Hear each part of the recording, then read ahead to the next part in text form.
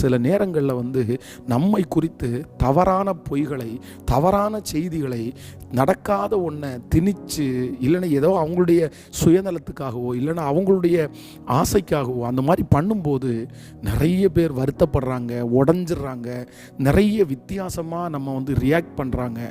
ஆனால் உங்களுக்கு ஒரு ஞானத்தை கத்திரிடத்தில் கேட்கணும். சரியான செய்தியை சொல்லும்போது நான் நல்லா இருப்பேன் அப்படின்றது இல்லை.